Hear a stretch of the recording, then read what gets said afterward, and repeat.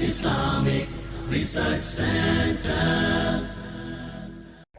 شیخ اگلا سوال جو ہمارے پاس آیا ہے کہ جس طرح ہم صبح و شام کے اذکار کرتے ہیں، جس طرح ہم ظہر کی نماز، عصر کی نماز کے بعد بعد نماز اذکار کرتے ہیں، تو کیا جمعے والے دن بھی ہمارے اذکار سیم ہی ہوں گے؟ جمعے کی نماز کے بعد وہی اذکار ہوں گے جو ہم ظہر کے بعد کرتے ہیں؟ اصل میں آپ علیہ الصلوۃ والسلام نے جو حکم دیا اس میں نماز پڑھنے کا، وہ 5 نمازیں ہیں جو آپ علیہ الصلوۃ والسلام کی حدیث ہے، اس میں 5 نمازوں کا ذکر ہے۔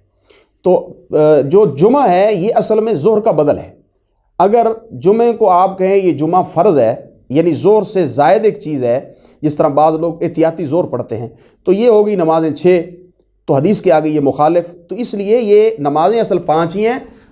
جو جمعہ ہے اس دن آپ نے نماز ظہر ادا نہیں کرنی ہے، تو جو اذکار ہیں وہی آپ کریں گے، فرض ہے 2 رکعتیں آپ پڑھیں گے، اس کے بعد جو عام اذکار ہیں آپ علیہ الصلوۃ والسلام کرتے تھے وہ کریں، اور اس کے بعد جو ہے وہ قل اعوذ برب الفلق، قل اعوذ برب الناس 1 مرتبہ پڑھ لیں، کافی ہے۔